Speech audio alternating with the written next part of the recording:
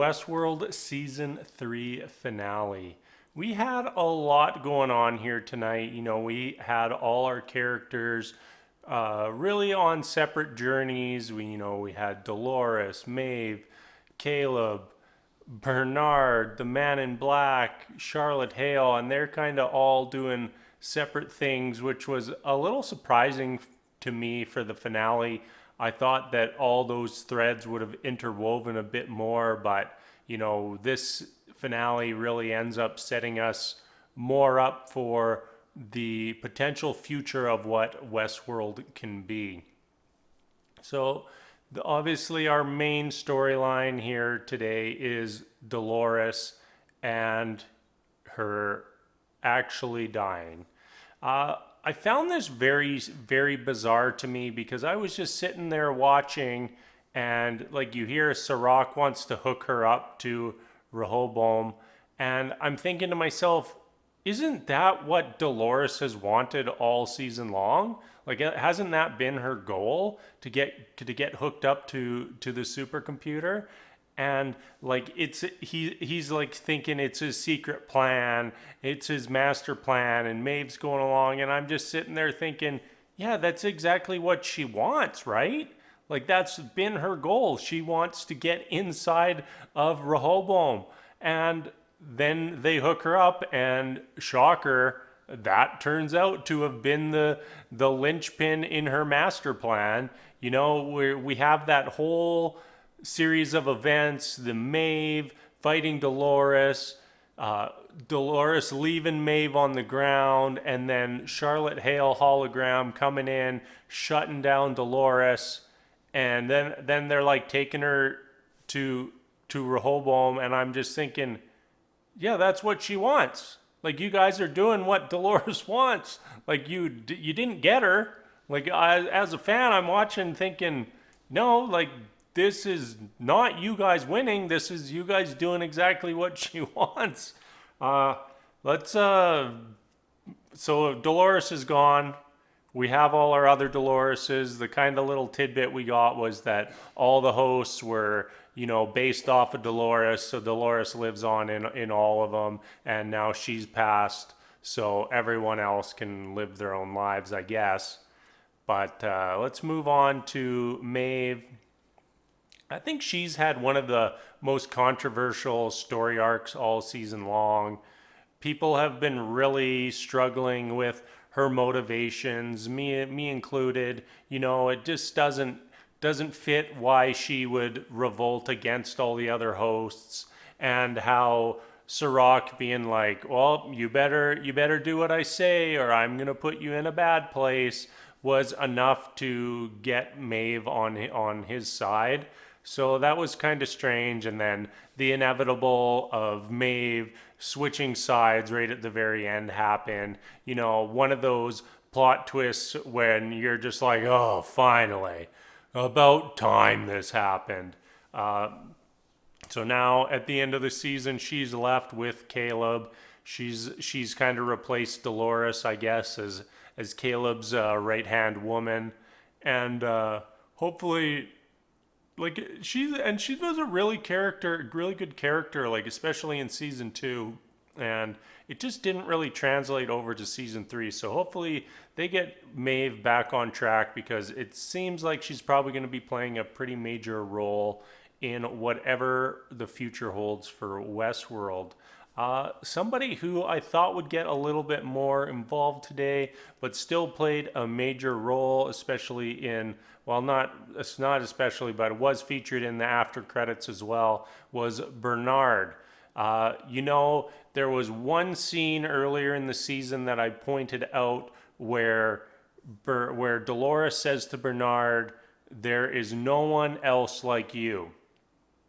And we kind of come to learn today that is because the information that everybody's been chasing after was inside of Bernard and not inside Dolores, as was thought. So they were, Stubbs and Bernard, their little story wasn't that major in what happened, but looks like it will be fairly major moving into season 4. So we see Bernard, Stubbs, the man in white, all kind of chilling out at the gas station. They have their little standoff before some dudes show up and give Bernard a case and give him an address, which sends him to see. I don't know for 100% sure, but I was assuming that was Arnold's wife. And Arnold is the person who Bernard was based off of. Arnold is Ford's original partner in all things Westworld. And, especially in season one, there was all this, his story on, losing his son, losing Charlie, and everything that went along with that, and dedicating his life to his work as a result. And then you find out like he's a host, but then that kind of got linked back when he meets someone and they think he's Arnold, and just kind of the blast from the past. And I just kind of just really enjoyed that little bit of a scene. So who have I missed? Charlotte Hale. She was also important, but largely in the background. She was doing the Ciroc trick where she's appearing as a hologram to taunt Dolores, and really just did exactly what Dolores wanted in the end. But her real moment to shine was after the credits, when the man in black stormed into Delos Dubai, and he's there to kill all the hosts, and we see him find Charlotte in the basement. She had the fully burned arm because she wanted to remember just what people were capable of, and just a reminder of what she went through to really become her own person and not just be another Dolores. So yeah, she kills the man in black, and then we get that big reveal of the long hallway with machines that appear to be making hosts nonstop. So that is sure to be a major theme in season 4 as well. One other thing I forgot about Bernard was we saw at the end of the episode him put that headband on and basically go to sleep, and then in the after credits we see him waking up, and it's who knows how much time has passed because he's completely covered with dirt and he did not look happy. Caleb is our human wild card. He's the leader. He's the one chosen by Dolores to lead this revolution. And really, his whole story was a decoy. I mean, Dolores did want him to be the leader, did want him to lead this revolution, but ultimately, the whole plan that was out in the open was just a decoy, and him uploading Solomon's plan to Rehoboam just wasn't what was intended to happen. And then we kind of see that it was all, his story was all part of the plan to get Dolores inside Rehoboam before Caleb gains control of Rehoboam and executes the final command to delete Rehoboam and free the world. There was kind of a cool little parallel sort of between Westworld and the real world, where in the beginning, Westworld was the place where you could go and be your true self.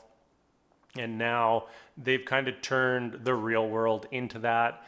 It's just kind of, turning the show full circle. And it'll be kind of interesting to see where and just how far Westworld takes things in season 4. I really think that this season was all about setting up the new narrative of what Westworld will be. So I'm very excited for whenever season 4 comes out, but I'm guessing that does not happen until 2022, and that's a little unfortunate, but one that often happens in these huge HBO shows.